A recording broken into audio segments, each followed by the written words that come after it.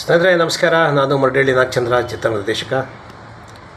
ಸ್ನೇಹಿತರೆ, ಹುಟ್ಟು ಎಲ್ಲೋ, ಬದುಕು ಎಲ್ಲೋ, ಸಾವು ಎಲ್ಲೋ, ಅದು ವಿಧಿಯ ಆಟ.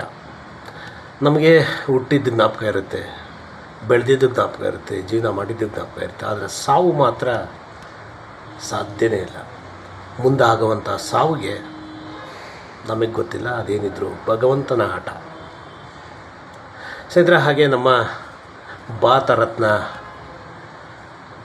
ಗಾನಕೋಗಿಲೆ ಎಸ್ ಜಾನಕಿಯವರು ವಿಧಿವಶರಾದರು, ಎಲ್ಲರಿಗೂ ಗೊತ್ತಿರ್ತಕ್ಕಂಥ ವಿಚಾರ. ಆದರೆ ಅವರು ದೈಹಿಕವಾಗಿ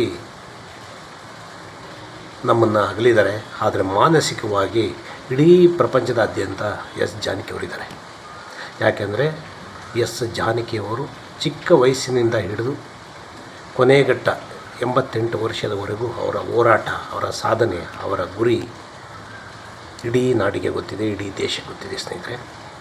ಸ್ನೇಹಿತರೆ, ಅವರು 20 ಭಾಷೆಗಳಲ್ಲಿ ಒಟ್ಟು 48,000 ಗೀತೆಗಳನ್ನು ಹಾಡಿದ್ದಾರೆ. ಅಂದರೆ ಇಂಥವ್ರಿಗೆ ಹಾಡಿಲ್ಲ ಅನ್ನೋಗಿಲ್ಲ ಸ್ನೇಹಿತರೆ, ಎಲ್ಲ ಹೀರೋಯಿನ್ಗಳಿಗೂ ಹಾಡಿದ್ದಾರೆ. ಜಯಂತಿ, ಭಾರತಿ, ಕಲ್ಪನಾ, ಮಂಜುಳಾ, ಆರತಿ, ಮಾಲಾಶ್ರೀ, ಶ್ರುತಿ, ಹೇಳ್ತಾ ಹೋದರೆ ಪಟ್ಟಿ ಬಿಡಿ ಸಾಧ್ಯನೇ ಇಲ್ಲ. ಅದು ನಮ್ಮ ಕನ್ನಡದಲ್ಲೇ ಹೇಳ್ತಾ ಇರೋದು ನಾನು. ಆದರೆ ಎಲ್ಲ ಲ್ಯಾಂಗ್ವೇಜ್ಗಳಲ್ಲಿ ಎಲ್ಲ ಹೀರೋಯಿನ್ಗಳಿಗೂ 3-4 ಜನ್ರೇಷನ್ ಹೀರೋಯಿನ್ಗಳಿಗೆ ಅವರು ಹಾಡಿದ್ದಾರೆ. ಜೊತೆಗೆ ಮಕ್ಕಳಿಗೂ ಕೂಡ ಅವರು ಗೀತೆ ಹಾಡಿದ್ದಾರೆ. ಈ ಕೆಲವು ಸಿನಿಮಾಗಳಲ್ಲಿ ನೋಡಿರ್ತೀರ ನೀವು, ಈ ಮಕ್ಕಳ ಹತ್ರ ಹಾಡು ಹೇಳಿಸ್ತಾ ಇರ್ತಾರೆ ಸಿನಿಮಾಗಳಲ್ಲಿ ಸೀಕ್ವೆನ್ಸ್ಗೆ. ಆ ಹಾಡುಗಳನ್ನ ನಮ್ಮ ಜಾನಕಿಯವರೇ ಅನೇಕ ಮಕ್ಕಳಿಗೆ ಹಾಡು ಹೇಳಿದ್ದಾರೆ. ಆ ವಾಯ್ಸ್ ನೋಡಿ, ಮಕ್ಕಳಿಗೂ ಸೂಟ್ ಆಗುತ್ತೆ, ಈ ಯುವ ಪೀಳಿಗೆಗೂ ಸೂಟ್ ಆಗುತ್ತೆ, ಮುದುಕರಿಗೂ ಸೂಟ್ ಆಗುತ್ತೆ. ಆ ಥರ ಅವರು ಬದಲಾವಣೆ ಮಾಡಿಕೊಂಡು ವಾಯ್ಸ್ ಹಾಡೋರು. ಅಂದರೆ ಸ್ನೇಹಿತರೆ, ಅವ್ರು ನೋಡಿ, ಹಾಡು ಕೆಲವರೆಲ್ಲ ಹಾಡು ಹೇಳ್ತಾರೆ. ಒಂದು ಹಾಡು ಕೊಟ್ಟರೆ ಈಗ ಹೇಗಿದೆ ಅಂದರೆ, ಒಂದು ಗೀತೆ ಕೊಟ್ಟರೆ ಮ್ಯೂಸಿಕ್ ಡೈರೆಕ್ಟರ್ ಹೇಳ್ತಾರೆ, ಅವರು ಟ್ಯೂನ್ ಮಾಡಿರ್ತಾರೆ, ಲಿರಿಕ್ಸ್ ಕೊಡ್ತಾರೆ, ಹಾಡ್ತಾರೆ. ಆದರೆ ಜಾನಕಿಯವರು, ನಾನು ಹೇಳ್ತಿರೋದು ನಮ್ಮ ಜಾನಕಿಯವರು ಹೇಗೆ ಅವರು ಹಾಡ್ತಾಯಿದ್ರು ಅಂದರೆ, ಈಗ ಉದಾಹರಣೆ ಯಾವುದೋ ಒಂದು ಕಸ್ತೂರಿ ನಿವಾಸ ಅಂತ ಸಿನಿಮಾ ಇಟ್ಕೊಳ್ಳಿ. ಅದರಲ್ಲಿ ಹೀರೋಯಿನ್ ಯಾರು ಅಂತ ಕೇಳೋರು, ಜಯಂತಿ. ಜಯಂತಿ ಅವರಲ್ವಾ, ಅವರು ಜಯಂತಿ ಅವರ ಸಿನಿಮಾಗಳು ನೋಡ್ತಾಯಿದ್ರು, ಜಯಂತಿ ಅವ್ರನ್ನ ಮುಖಾಮುಖಿ ಭೇಟಿ ಆಗ್ತಾಯಿದ್ರು. ಅಂದರೆ ಅವರ ಹಾವಭಾವಗಳು ನೋಡೋರು, ಅವ್ರು ಹೇಗೆ ಮಾತಾಡ್ತಾರೆ ಅಂತ ನೋಡೋರು. ಆ ಮಾತಿನ ಪ್ರಕಾರ ಅವ್ರ ಸಿನಿಮಾಗಳನ್ನು ನೋಡಿ ಅದೇ ಥರನೇ ವಾಯ್ಸ್ ಕೊಡ್ತಾ ಹೋಗೋರು. ನೋಡಿದ್ರೆ ಜಯಂತಿನೇ, ಆ ಜಯಂತಿ, ಆರತಿ, ಕಲ್ಪನಾ, ಮಂಜುಳಾ ಇವರೇ ಹಾಡಿದ್ದಾರೆ ಅನ್ನೋ ಥರ ಫೀಲ್ ಆಗೋದು. ಅಂದರೆ ಆ ಥರ ಅವರು ಭಾವನೆಗಳಿಗೆ ತಕ್ಕ ಹಾಗೆ ಇವರು ಧ್ವನಿ ಕೂಡಿಸೋರು ಎಸ್ ಜಾನಕಿಯವರು. ಅದರಿಂದ ಎಸ್ ಜಾನಕಿಯವರು ವಿಚಿತ್ರವಾಗಿ, ಡಿಫ್ರೆಂಟಾಗಿ ತುಂಬ ಚೆನ್ನಾಗಿ ಹಾಡುಗಳನ್ನ ಹಾಡಿದ್ದಾರೆ. ಸ್ನೇಹಿತರೆ, ಮಕ್ಕಳದ್ದು ಹೇಳಿದ್ನಲ್ಲ ಉದಾಹರಣೆ, ನಾನು ನೀ ಬರೆದ ಕಾದಂಬರಿ ಸಿನಿಮಾ ಇರಬೇಕು ನೋಡಿ.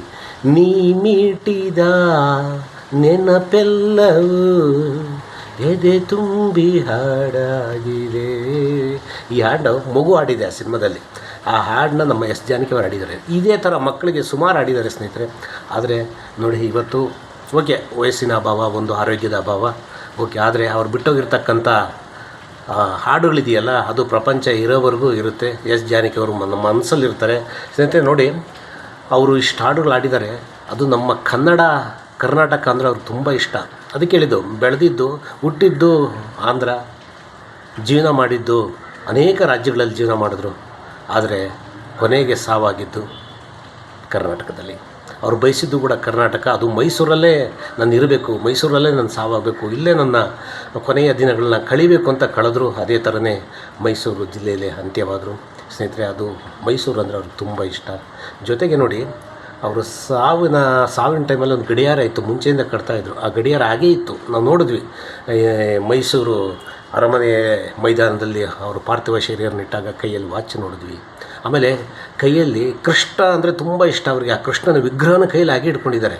ಬಟ್ ಅವರು ಹಾಸ್ಪಿಟ್ಲಲ್ಲಿದ್ದಾಗ ಸಾಮಾನ್ಯವಾಗಿ ಆ ಸಾವಿನ ಸಮಯದಲ್ಲಿ ಕೃಷ್ಣನ ಕೈಯಲ್ಲಿ ಇಟ್ಕೊಂಡು ಜಪ ಮಾಡ್ತಿದ್ರು ಅಂತ ಕಾಣುತ್ತೆ. ಆ ಕೃಷ್ಣ ವಿಗ್ರಹ ಕೈಯಲ್ಲಿ ಹಾಗೇ ಇತ್ತು ಸ್ನೇಹಿತರೆ.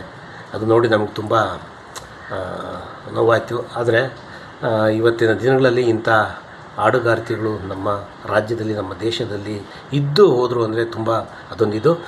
ಅದೇ ಥರ ನಮ್ಮ ಸರ್ಕಾರ ಕೂಡ ಒಂದು ಸ್ಟೇಟ್ಮೆಂಟ್ ಕೊಟ್ಟಿದೆ. CM ಶಿವಕುಮಾರ್ ಅವರು ಒಂದು ಎಸ್ ಜಾನಕಿಯವರು ಶಾಶ್ವತವಾಗಿರೋ ಥರ, ಒಂದು ಅಜರಾಮರವಾಗಿರೋ ಥರ ಏನಾದರೂ ಒಂದು ನೆನಪಿನ ಕಾಣಿಕೆ ಮುಖಾಂತರ, ಅಂದರೆ ನೆನಪಲ್ಲಿ ಉಳ್ತಕ್ಕಂಥ ಒಂದು ಏನಾದರೂ ಒಂದು ಅವ್ರ ಹೆಸರಲ್ಲಿ ಒಂದು ಏನಾದರೂ ಮಾಡಬೇಕು, ಅನ್ನೋ ಥರದ್ದು ಅವರು ಒಂದು ಸ್ಟೇಟ್ಮೆಂಟ್ ಕೊಟ್ಟಿದ್ದು. ಅದು ಏನು ಮಾಡ್ತಾರೆ ಅಂತ ಗೊತ್ತಿಲ್ಲ ಸ್ನೇಹಿತರೆ, ನೋಡೋಣ ಮುಂದಿನ ದಿನಗಳಲ್ಲಿ.